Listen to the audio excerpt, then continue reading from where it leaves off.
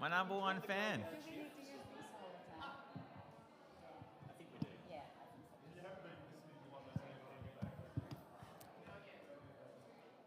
Good day, everyone. I think we've just tipped over midday here in sunny Dubai at COP28, the 28th Conference of the Parties to the UN Framework Convention on Climate Change. My name is Richie Mercian. I'm the International Director at the Smart Energy Council, which is a peak renewable energy group in Australia. And I'm delighted to be up here with this esteemed panel discussing a very important issue, which is Australia's green industrial future. So, joining me here today is Pia Björkbacka from Finland, Tennant Reid from Australia, and also the Director of Climate and Energy at the Australian Industry Group, and Dan Sherrill, the Climate and Energy Director at the Australian Council of Trade Unions. So, given the date, the time, the place, we're going to have a bit more of an informal discussion. But the informality in no way speaks to the seriousness of the issue, which is really how does Australia find its feet in building the solutions that are necessary to deliver a climate-safe future? What is Australia's role in actually breathing life into this idea of being a renewable energy superpower? How does Australia respond to the fact that many of its allies, its trading partners, are investing heavily in renewable generation, in green industries, in electrification in homes and communities? So we'll be hearing from the panel about international examples that we can learn from, and then what's actually happening on the ground in Australia, and then eventually, how do we actually build these solutions on a pathway to hopefully hosting a COP in 2026, COP31 in Brisbane. That's my bet, Brisbane. That way you can go Baku, Berlin, Brisbane. Wow. There we go. So to kick things off, we're going to start on the international side. I'm going to invite Pia to speak to the EU experience. Okay. And you're welcome to do that from the chair. Okay, thank you very much. I have a very simple thing to be very precise and fast when explaining you what is European Green Deal, but I try my best. For you to get the perspective first, in European Union we have 448 million people compared to the Australian 25 million or so. So that's to start with from the basics. And from 2019 there has been a European Green Deal from the EU Commission for a modern, resource-efficient and competitive economy in Europe. And the aims of this Green Deal are mainly no net emissions on greenhouse gases in Europe by 2050. Economic growth should be decoupled from resources use, and no one or no place should be left behind on the transition. And now I try to shortly tell you how to get there and the main measures there. So in Europe, we've been setting emission reduction targets across a broad range of sectors. We've had them already for long in energy, and we've already had for long energy emission trading system, but in the future, 2024, we will also have it will enlarge to buildings and traffics. And the EU climate, energy and transport policies is to reduce the net greenhouse gas emissions at least by 55% by 2030, compared to the EU 90. Fit by 55? Yes, is that what it's called? that's it. That's where it comes from, Fit for 55. It's this 55% by 2030 compared to 1990 levels. And so the updating of the emission trading system is the key. So we are making it tougher for the energy and more strict on energy and industry where it's been already. And we will enlarge it to the aviation and maritime sector. And then we put on the new emission trading sector, as I said, to the buildings and traffic. And the point is to cap emissions and to put the price on pollution and to generate investment to the green transition. this is what I'm trying to concentrate today. But then, on the other hand, there are also targets to boost natural carbon sinks, so-called LULUCF, and then an idea to support social measures and to keep the citizens and small businesses alongside. But how successful is that? I'm not sure. I'm not convinced about that part yet. Understood. If you want one magic number before we go That's further. exactly what I was thinking about, the magic number, please. So the main stick why we have to go forward, both people and company, is that if we don't do it, the price for the CO2 emissions will decrease in all sectors. And the main carrot is the project funding for Green Deal for the companies and also municipalities, public sector, for 1 trillion euros over the decade. And that's the main carrot, I would say. They are the EU investment plan, which is mainly provided by European Investment Bank for companies, mainly guarantees and loans to companies and municipalities, some 400 billion. And then and that's what is important. It also includes just transition mechanisms, which we pushed in Europe. The trade union has pushed it in Europe to tackle the sectors which are mainly under this transition, and so the workers would also have a possibility for new jobs and reskilling needed, and that's 400 billion. Then we have also social climate fund, which is about to be in place when 2027, where we try to help households and traffickers with the increasing price for trafficking, and housing mainly. So that's so as in transport and housing costs. Yes. And that's what do you call it? Social capital fund? Social climate fund. Social climate fund. Yeah. Yes. Great. And then we have also Next Generation EU, approximately 400 billion worth. It used to be, it was put in place as a recovery and resilience facility because of the COVID, but at least 37% of that fund needs to put measures under the environmental issues. So these are the main tools we have. I have some results, but maybe we can come back to those later. Thank you. Yeah. We certainly will have time to. And also, look, this is a free-flowing conversation, friends in the audience. So if you are sparked to ask a question, just wave your hand and we'll come to you as well. Tenant. All right. So we're excited in industry about the clean economy opportunities that Australia has. And other countries have got opportunities of this sort as well. I've heard a number of African countries at this COP speak about their versions of renewable superpower opportunity. And in their version, they have not just the energy resources and the mineral resources, but a large and growing workforce, and they're on the doorstep of Europe. So we've got to be on our game to compete in a world where a lot of people want to be clean economy, clean energy superpowers. And good luck to all of us. Everybody's opportunity is a bit different, and for Australia, the things that we're excited about, I would say that we're most excited about, there's the extraction and processing of minerals critical for transition, and there's a lot of those. We've got many of them. We could do a lot more with them. There's the production of clean hydrogen, but maybe more importantly, clean ammonia as a tradable commodity. There's the production of clean metals, and that's maybe the most exciting thing. Could be the biggest opportunity. A lot of things have to go right for that opportunity to be real. And then there's also components for a clean economy, whether that be wind towers or solar panels or heat pumps or electrolyzers or a lot of other things.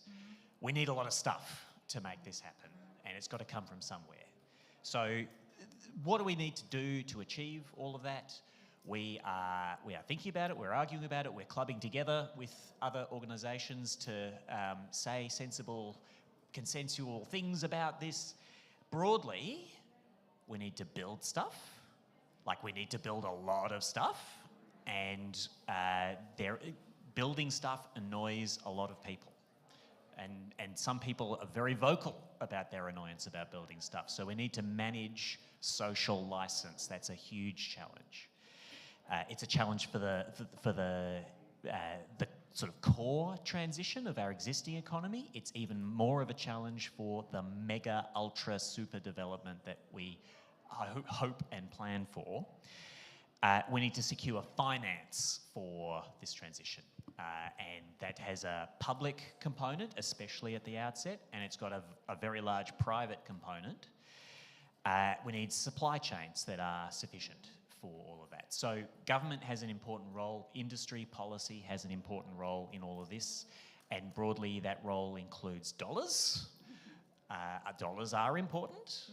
There's many ways that those can be structured, but substantial public support is there a magic number, Tennant? To me, there is not a magic number. I have heard some friends and colleagues say numbers in the region of 100 billion Australian dollars over a decade. Over a decade? Okay. I would say myself that I have not seen a fully fleshed out spreadsheet to my pointy-headed satisfaction back up that specific number. My organisation has said tens of billions of dollars of incentive equivalent will be needed over the course of this decade or so. And 10 tens is tens, so maybe there's some unity There is. here on the stage. We also, though, it's not just about cash. Incentives more broadly, regulatory policy or the safeguard mechanism, Australia's unique brand of carbon pricing, have important parts to play, but so do facilitative policies, whether that's in planning, in education and training, a lot more. Fairness is an important part of this, and we will have, no doubt, plenty of productive tension and constructive discussion over the years between our friends in the union movement and employers over what fairness looks like, but it's absolutely needed. We can't trample over people in this development. So just a couple of further thoughts. If we get a chance to talk about, like, has the IRA changed the world or not, let's get to that. But my 4 rules for success are: don't try and do everything. We are a country of 25 million people. We cannot make everything. We don't need to make everything. But we can make a lot of stuff. We can do some big things. But we need to keep our eyes on the prize. The biggest opportunities come with the use of clean energy.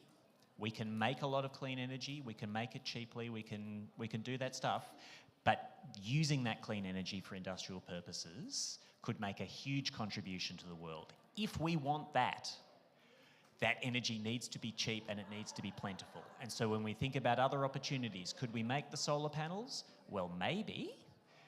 But do we want to only use the solar panels that we make? Well, probably not, because we need it to be the cheapest that it can be while meeting other important commitments. Jobs. Jobs are great. We can have too many jobs. Like, that is a thing. We're in a low unemployment economy. That is great. That does mean that it will produce more jobs is not the be-all, end-all answer on everything. Our challenge is to get done what we need to get done with the people that we can educate and immigrate and throw at it. And that is not an unlimited number on either front. And we do need to have both carrots and sticks, but when thinking about the sticks, competitiveness matters, and we need solutions to competitiveness that are compatible with strong climate ambition. And I have some thoughts on what those solutions might be, but I'll save that for later. No doubt. Thank you, Tennant. Over to your friend, Okay. Dan Sherrill. Good friend, dear friend. You know, yeah. comrade. He calls me that. we've been working together for a while now. Yeah, I think that, so the ACTU and the Australian Industry Group, goes without saying, don't always see eye to eye. But on this point, we are in furious and enthusiastic, and dare I say amicable agreement, that Australia's emergence as a, quote, renewable superpower is not going to happen by magic. And when I say magic, what I'm really saying is free market, invisible hand, let's trust it and see where we get to. We have 27 short years to decarbonize the global economy, according to research by many esteemed academics in Australia. We, as a country, have the potential to contribute through exporting green electrons embedded in all sorts of products and services, 8% of global decarbonization, which would be a huge contribution for our country, and also a massive nation-building project for ourselves domestically. And I say ourselves because I recently received my permanent residency. Thank you. I'm happy to. And if we seize that opportunity, there is a world in which Australia is the Qatar of the renewable economy. The Qatar of the renewable economy. I thought it was Qatar. Anyway, maybe I butchered that. Anyway, name your Gulf petrostate. We can be them, albeit with a better workers, environmental, women's rights agenda. The photo state. The photo state. The photo state. Ah, yes, there we go. The photo state. Thank you, Tenet. Yeah. The windy photo state. That's sexy. You can hashtag it here. The smart energy state. Oh, that's an interesting contribution, Richie. Where'd you get that? See, he's so quick on the draw. Smart. So smart. But when we talk about, so we're going to need industry policy in order to achieve this transition, which is really the biggest structural adjustment of the 21st century so far, that we have 27 short years to accomplish. The government will need to have a strong hand on the wheel. And I think, just to add to all of Tenet's, well, most of Tenet's points, which I agree with, on the need to develop, quote, renewable superpower industries, clean export, green metals, we can be the green forge of the world, green hydrogen, critical minerals, manufacturing, etc. There are also other spaces, other climate solution spaces, where what you might call industry policy has a huge role to play. So the first one I want to bring up is domestic electrification and efficiency. So we are going to have to electrify basically every building and vehicle in Australia, and Luke's in the audience. We will also have to make sure those buildings and vehicles use less energy overall, and that's going to create a new industry. There's a huge amount of work to retrofit all those pieces of infrastructure, to install the stoves, to install the hot water heaters, to install the electric vehicle charging stations, et cetera, et cetera.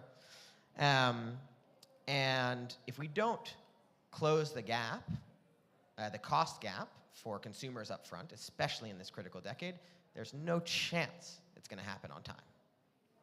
And so we're going to need the government to play a strong role in making sure we get a lot of these technologies over the cost curve for consumers. And that's particularly true of low-income consumers and renters, who are at most risk of being left behind here and represent a huge swath of the Australian housing market. So I think of, like, when they were first doing electrification in the United States, I still draw too many of my examples from the US, despite having my Australian PR. During the early years of the FDR administration, when they were trying to bring electricity, which is an incredible resource, from New York City out to the boondocks in Texas and Arkansas and Minnesota, and you had all these rural communities that were essentially still living in the 1700s in terms of how difficult it was to do the washing, to make food, to transport your goods to market. And the electric utilities were like, hell no, we're not going to these remote communities. There's no profit for us to make. So we're going to sit on our hands until somebody does something about that. And what the FDR administration did is like, okay, there's clearly a role for the government to close a gap here. we're going to establish rural electrification cooperatives. Tennessee Valley Authority is the most important example, but there were actually rural electrification cooperatives all over the United States, where the government basically carried this out as a public works project, and because it was a public works project, also had labor standards applied to the workers who were pounding all of those electric poles into the soil across America. And they did an enormous amount of work in literally 5 years. If you look at maps of the US in that time, they didn't obviously have satellite imagery, but if you look at maps in those 5 years for like dots for where the electricity lines had moved, it is unbelievable the amount that was accomplished in that 5-year window. And that was entirely a government-led process, and it couldn't have been otherwise. So that's one. Second is renewable generation build-out. We'll talk a lot about that. The recent announcement about the capacity investment scheme in Australia is really, really heartening. We probably have another, if the capacity investment scheme is going to add 32 gigawatts of renewable generation to the Australian grid, we probably need another of that to credibly say we have tripled renewable generation in Australia. We can debate those numbers, but that's Tim and my analysis, Tim Buckley.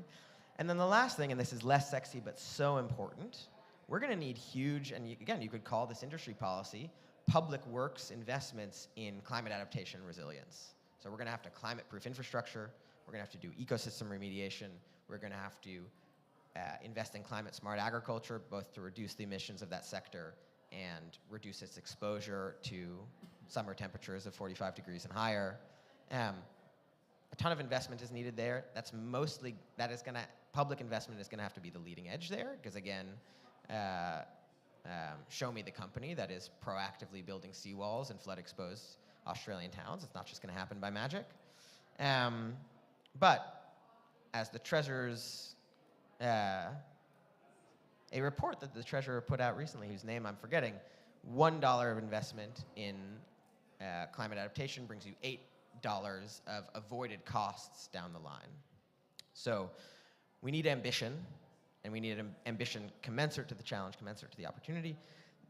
The other thing I'd say, though, is that we need, and Tennant spoke to this, we need conditionality. If the government is going to be spending those dollars and also leveraging those facilitative policies, we need to ensure that those dollars are actually resulting in wealth being spread across Australian society and not just sitting in the bank accounts of corporate shareholders. And what I mean by that is we need fair labor standards. That mean these are good paying jobs that people are proud to have and that they can support a family on. And we need to make sure there's public benefit sharing so that we don't repeat the mistake we did, for example, with the LNG industry in Australia, which I'm sure there are varied opinions on in this room, but I think I am on relatively firm ground in saying that the deal they got out of Australian taxpayers is about the best sweetheart fucking deal you can find anywhere on the planet.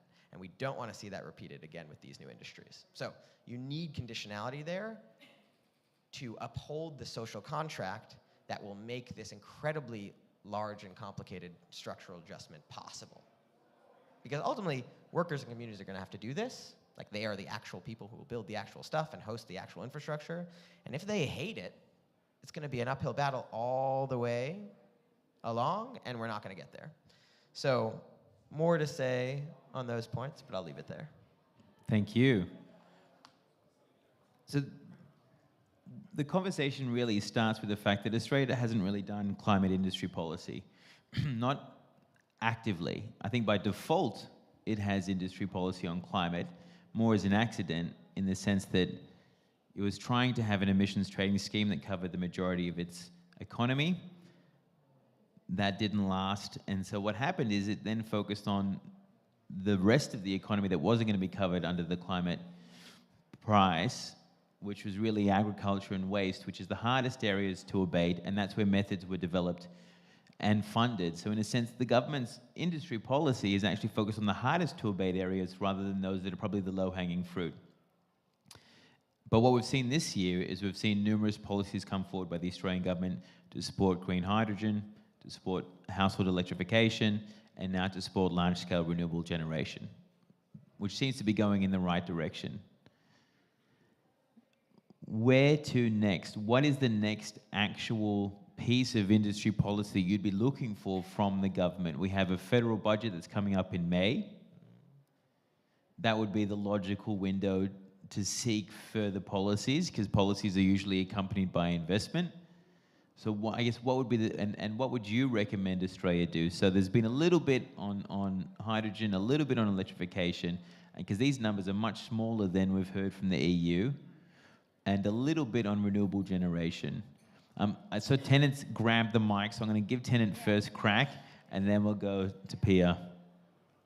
So you could come up with any number of things that would be worth doing, but here's one big thing that would pull through a lot of other things.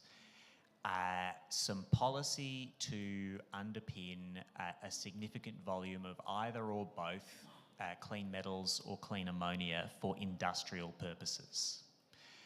And the reason for that statement is we make a bunch of high emission steel in Australia today, and we are going to continue to need that steel whether or not we succeed in the green iron export superpower vision that is plausible but does need more people to want to buy green steel in the world. You know, we see that is in 2050, but when is there a year with a 20 in front of it that has that demand? Well, we can't see that yet. We can transition our existing demand for these commodities for domestic steel consumption and for ammonia to go into fertiliser and explosives, but they have a serious cost problem at the moment versus high emissions incumbent production. So a significant piece of policy to bridge that cost gap for an industrially relevant volume of those commodities. What would that do? That would pull through, for those two commodities, a significant, by our current standards, volume of hydrogen production, and consequently, and in its own right as well, a very large volume of additional renewable generation. So if you have something like a honking big contract for difference for, I've done some dodgy numbers, for 2.5 megatons a year of green steel, that would pull through a lot more than that. That would have some problems. We're having problems building out as much renewables as we need for our existing plans. We would need to be very well prepared for that, but that would be a very positive thing. It would cost a fair bit of money. It definitely would. But the cost to the taxpayer could be reduced to the extent that that steel can be sold, or ammonia, into markets where there is a green premium, whether that is through voluntary demand or through markets with a carbon border adjustment mechanism. Oh, okay. Wonderful. So many thoughts in my head when listening to these guys.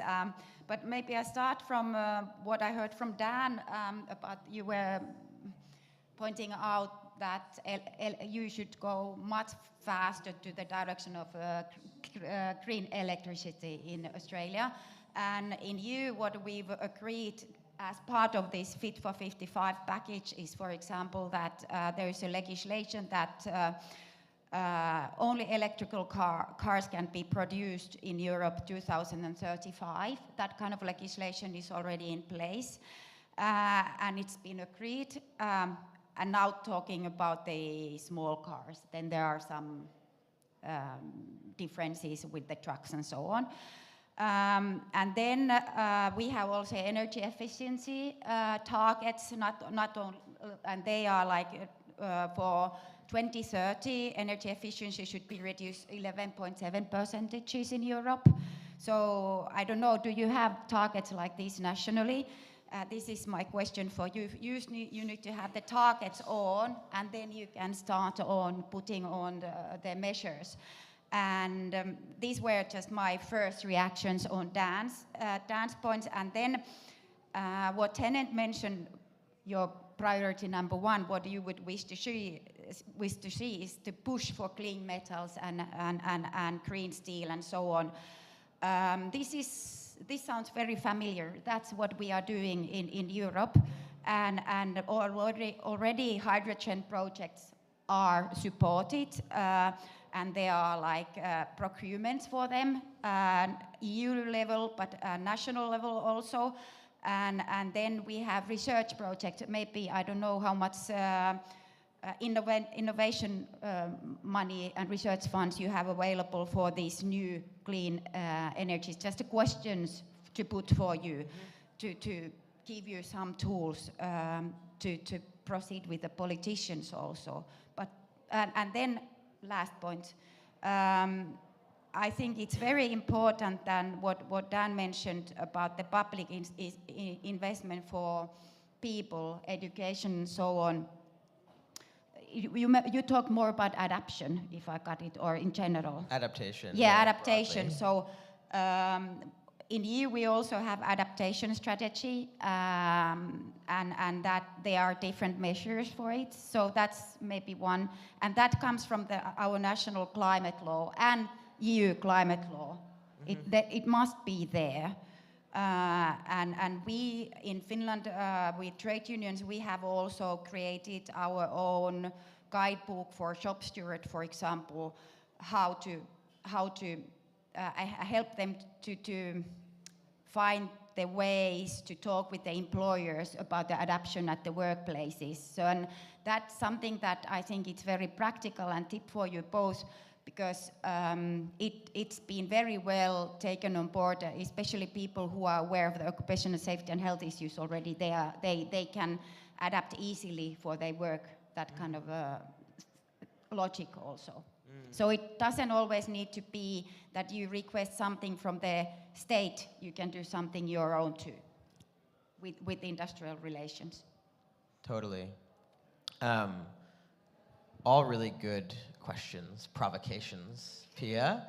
I think on the first one, I mean, the obvious distinction between the United States' approach and the Europeans' approach is that one is all carrots and one is a mixture of carrots and sticks. And I think I'll be interested to see, as both policies play out on the ground, how successful are they in driving emissions reductions? How successful are they in creating jobs? Because as a union movement, full employment is the asymptote we think we want to move towards. Full employment, but not more. Yeah, well, that would be difficult. Yes, sure. It would be difficult. Yes. But you can wind up in a situation where that's what everything you're trying to do amounts to, like more than the people that we can put into the workforce. Sure. I think if you look at the Jobs and Skills Australia study, clean energy capacity study, like we have the workforce we need in Australia. Well, we have the people we need, mostly in Australia, we need to train them. some through migration, to do all of this stuff, but we'll need a lot of training and upskilling very fast.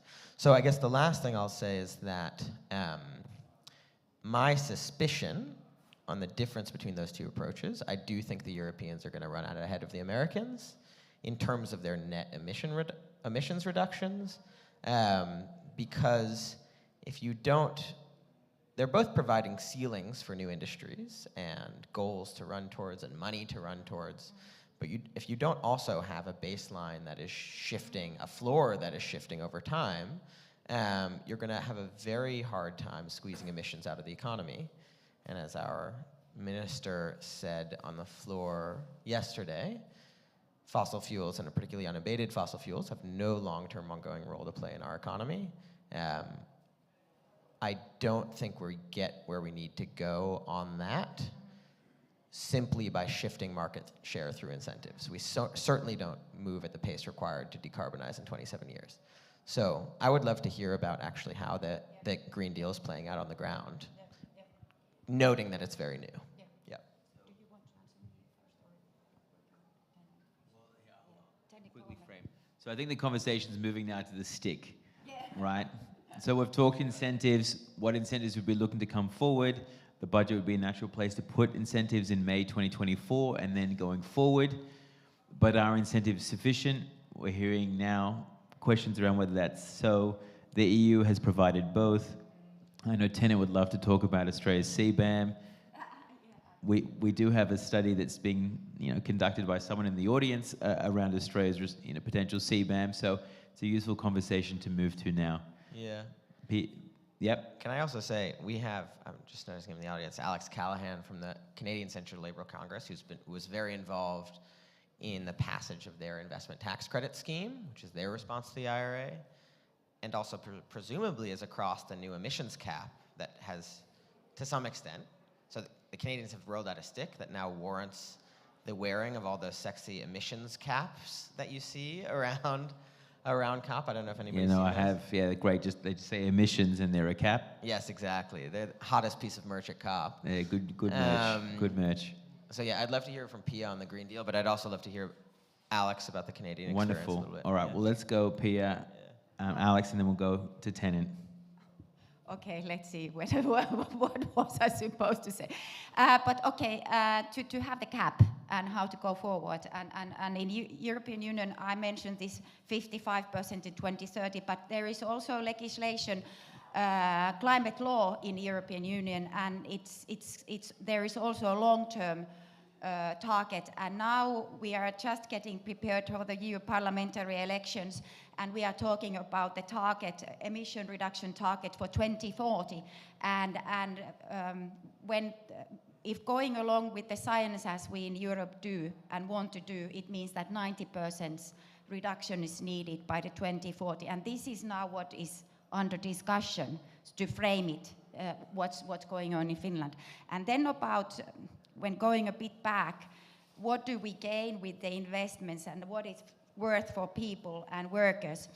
When this Green Deal was put in place, Ernst & Young consultancy company made a study 2020 about how it would affect, how this 200 billion extra accumulated investment would affect on jobs, on when compared to the project already on pipeline.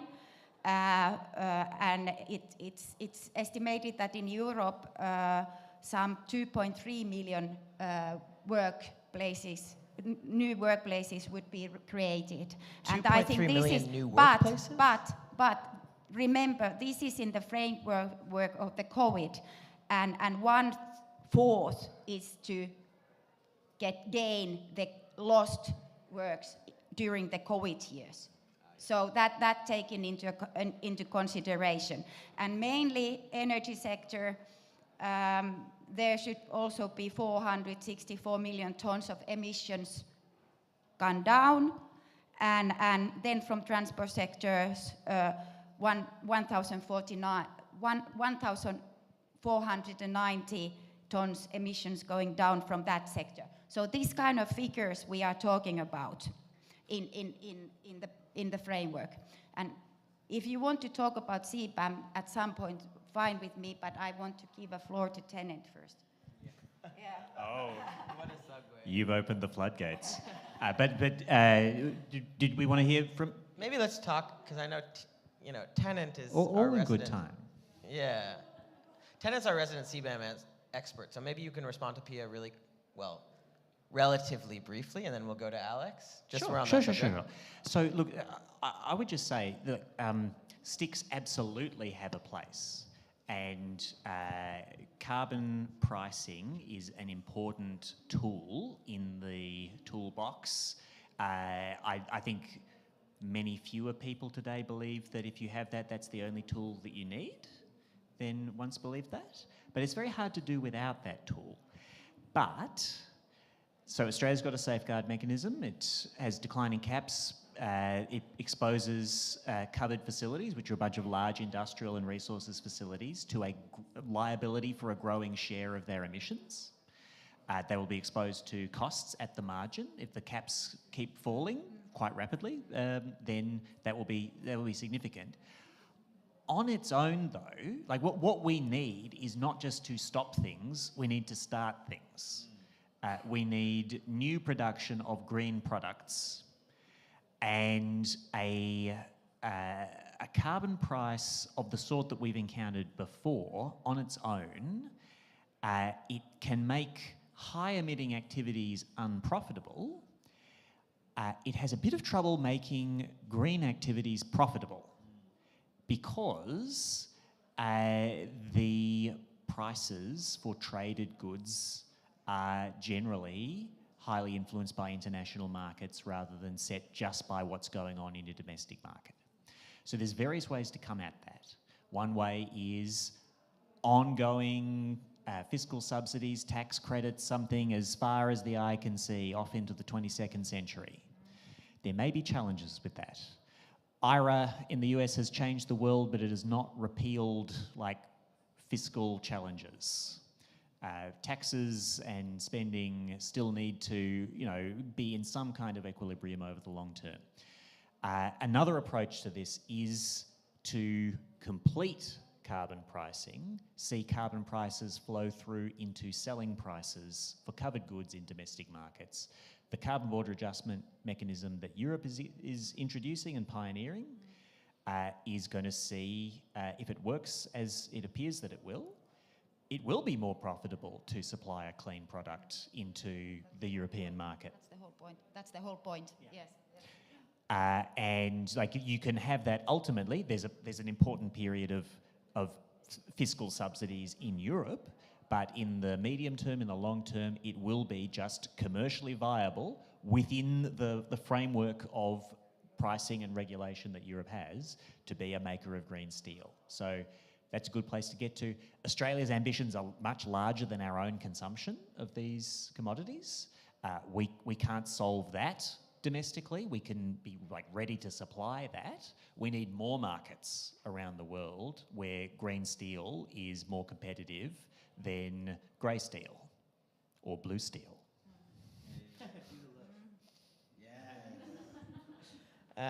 Great. So let's go to Alex for a second. Canada is the newest of the pantheon of, I would say, global north, center-left governments who have embraced the bold industry policy solution on climate. So yeah, would love to hear how that's gone. Come take a seat next to Dan, if that's cool. Oh, sure, I can do that. Yeah, I'll come up very briefly and then I'll leave. Yeah. So thank you. There you go.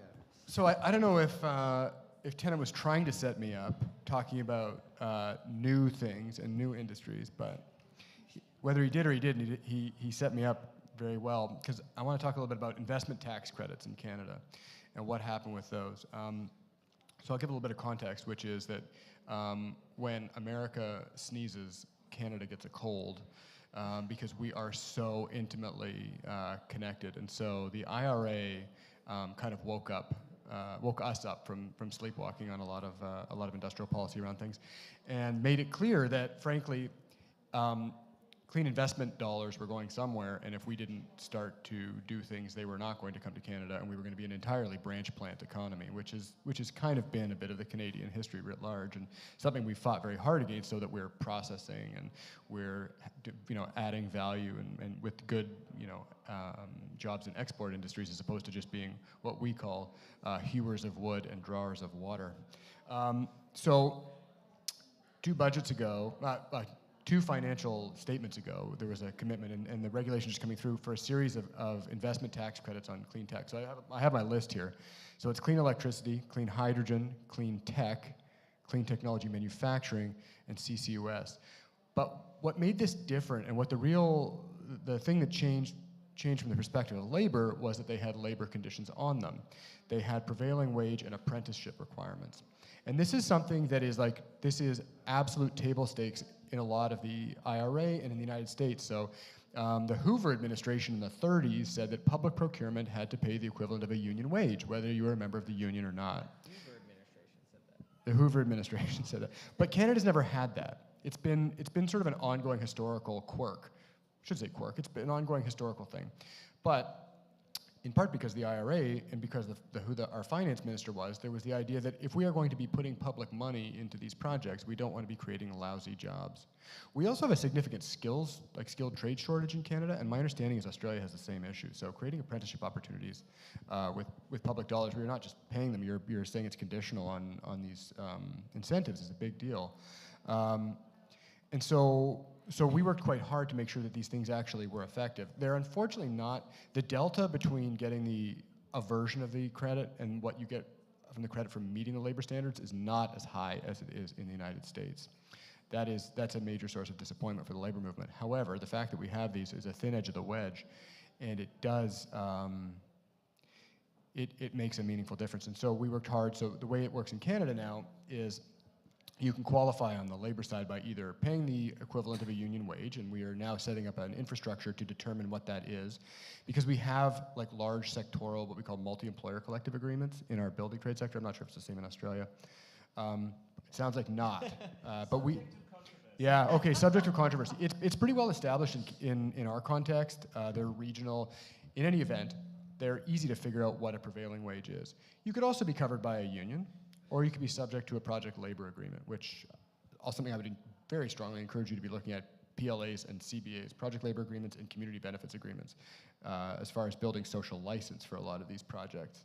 I'm getting smirks here. But the but some of the context of how this sort of came to be is that it ticks a lot of boxes. It makes sure that federal dollars, in this case, are supporting good jobs. It can help create social license because people in the community see this as an opportunity for good jobs. It helped to deal with some of the trade shortage issues, which we have more broadly, which is by having apprenticeship opportunities in these, you actually build you build a more skilled trades workers. And it also, on the union side, was a nice confluence between industrial unions, who unfortunately don't benefit from this in quite the same way, but creating opportunities down the road. And I'm seeing my brother from Unifor, which is a large manufacturing union in Canada. I'm going to come back to this in just a second. And our building trades unions, which was a helpful confluence. And I think our next struggle is to make sure that we have prevailing wage on manufacturing incentives, but that creating that coalition in the labor movement, creating some of those benefits more broadly for the economy were helpful. And so this is an incentive for building those new things, but it's not free money without creating incentives for people. And I think I will wrap up, I promise, as the person who walked up from this crowd. No. Is just that, like, when you have a sophisticated economy, but is beside a much larger, more like bigger behemoth, you have to work kind of twice as hard to make sure that you have the investment dollars, that you are doing the processing, that you are doing like the high value add, because otherwise you just send raw materials to like another bigger place where they have. I think Australia can appreciate that. I think that's exactly what I'm saying, right? So it's it's a thing, and you got to do it early, because otherwise those supply chains get built elsewhere, and you miss the boat. Like we're in a weird moment here, and who knows how long it's going to last, where these supply chains are kind of getting built as there's this big shift happening, and it's time to, you can't miss out on these things. No, thank you. Useful intervention. Tenant. It's microphone chaos up here. And thank you. Yeah. So I just wanted to add a thought, which is that employers and employees, have a long history and future of arguing about how to divide the pie. Yes. But there needs to be a pie. Like there needs to be a pie, and a growing pie. And there are some challenges that come with that seemingly obvious statement, because we are talking here about a couple of things. One, we're talking about industries that need to be magicked into existence. They are not, unlike the LNG industry, not expected to be basically extremely profitable for a long time, and there's a fight about who gets the benefit of that. Green steel has got a huge lift before it even breaks even, let alone there being rivers of gold to dip your ladle into. That's a bad metaphor. And so we need to think, you need just treatment for employees, and you need some reason for companies to be involved in the thing. They need to make some money. Investors, we have a lot of investors running around COP talking about the sums available for green investment, and they're great. But not a single one of those investors has a license to just lose money, to expect to lose money each and every year. So you do need some attention to, well, where's the pie coming from? The pie can't just come from public money forever. And if we're looking to build these industries, they need to be competitive ones. So we need to be good on cost, and that can mean paying in line with productivity. Like, productivity is high, well, pay should be high. And we should work together to lift productivity and lift pay. I'm going to go to a question, unless, Dan, you want to jump in directly in response to that? Sure, just briefly, and then I think, I would love to hear thoughts from the audience. I mean, I guess on that point, just we have two case studies in the wild right now, right? Or more than two. We have the U.S. IRA, we have the Canadian ITCs, we have the EU Green Deal. When the IRA was going through the sausage maker in the Senate, and Schumer was making noise about attaching prevailing wage provisions to, for example, the green hydrogen investment tax credit that was included there, there were people who raised a fuss around, well, how are these industries ever going to get to scale, blah, blah, blah. If you're attaching all these strings, the balloon's not going to fly.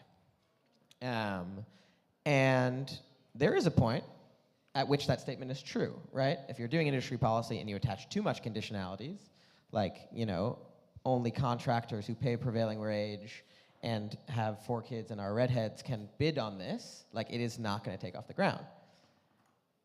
But what we've seen in the US and the Canadian example is that you can set floors around basic social contract conditions, and that is not a drag.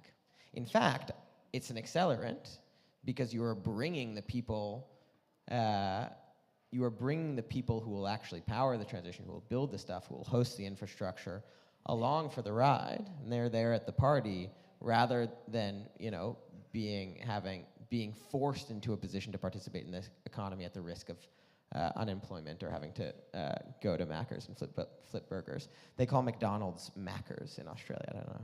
They shorten everything, just Macca's. So. Is that how you want to end it? Is that how you want to end it, Dan? Yeah, I'll end it there. Okay. On a high note. All right. Question from the audience, please, Luke. Hey, Luke Menzel, Energy Efficiency Council. I've got 2 questions. One is kind of less off in the far future and more in the present. I think one of the interesting things about the conversation in Australia is we're really excited about talking about future industries that will, be growing massively in years hence, these massive new opportunities.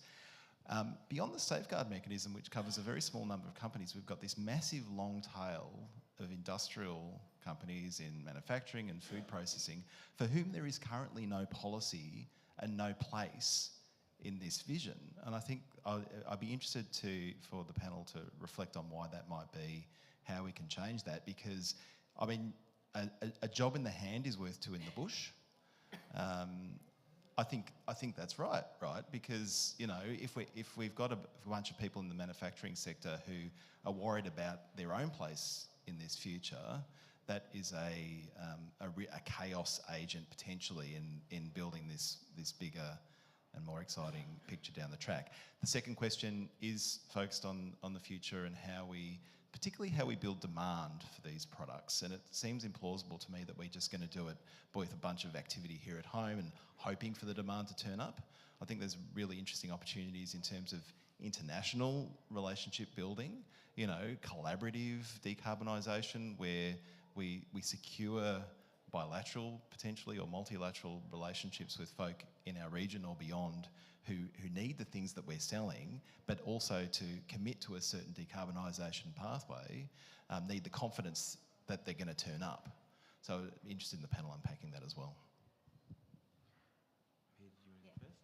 I could at least start with the first question and maybe give room also for the guys.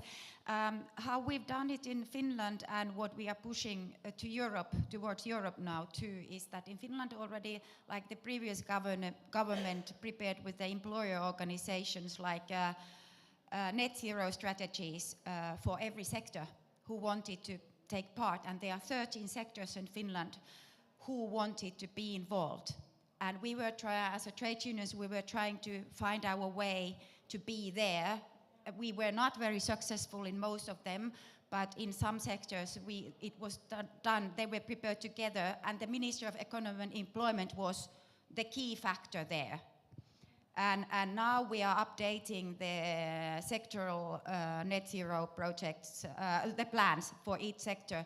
And finally, it seems like the skills needs are going to get in. We so far have not been successful for employment analysis. So that's what trade unions want to have there too, because if you don't know how many workplaces you lose and who are the ones who will lose the job, then there will be no just transition further. And we are going to your second question then, how to solve that problem. And that's employment measures, employment analysis we need there for the new jobs, but also for the ones to be lost, to build the bridge for reskilling.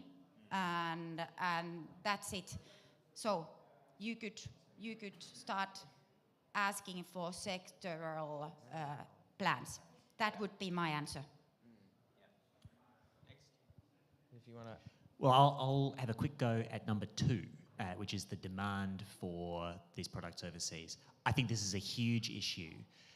And I was on a delegation to China earlier this year. Australia sells $100 billion a year worth of iron ore to China. It's half the iron ore we sell to anybody. If we're going to transition to being green iron wonderland, then China seems like it's got to be involved in that. And like really switched on senior Chinese economic thinkers that I spoke with, their impression was that green steel was something that was at the back end of the queue of problems that they have to solve some time off, and that by that time problems with shipping hydrogen long distances would be solved and they'd just import the iron ore and the hydrogen.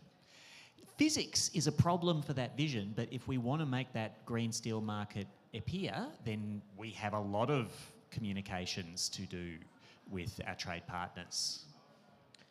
Yeah, and then I realize we're 4 minutes from the top of the hour, and I think the next panel's coming on right after. So I don't think so. Oh, is it not? Let's just keep rolling. Oh, great. Ollie can tell us. Okay, he's telling us to wrap. Last thing I'll say. On the question of demand, I know you mentioned it in the context of dollars and cents, which is, of course, how we usually talk about demand in the macroeconomic frame. There's also a moral demand coming to us especially from our brothers and sisters in the Pacific, right? That Australia has to pull its weight in decarbonizing the economy, or else our neighbors in the region will literally cease to exist. Many of those islands will cease to exist. And so when we talk about, it's easy to get very technical and speak in a fiscal idiom when we're talking about climate industry policy in Australia. What we're actually talking about, to borrow the phrase from Mariana Mazzucato, is a mission economy. We are trying to build a mission economy in Australia, and our mission is to prevent our brothers and sisters in the Pacific from having to be displaced from their home, and our mission is to prevent a scenario in Australia where we're experiencing 50+ degree summers every summer, and bushfire black summers as the norm, not the exception. So I just want to end on a little bit of a moral exhortation that,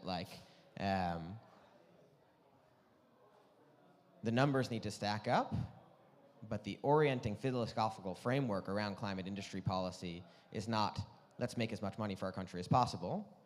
It is, let us protect ourselves and protect our neighbors from what will otherwise be a very scary future. So I want to end on that note. And Dan, no, you can give him an applause. Let's go ahead.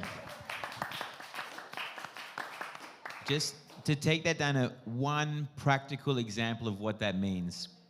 Just last month, the Pacific Island Forum, which is the group of leaders in the Pacific, agreed to establish a regional energy commissioner to make the Pacific fossil-free. Part of that is to then make the Pacific renewable full. And where that agreement was decided was Rarotonga in the Cook Islands, which is running 90% on diesel generators and has a ban on rooftop solar because they just can't deal with the two-way flow of energy. They have one electrical engineer who's working for them. Australia can turn that around within a couple of years.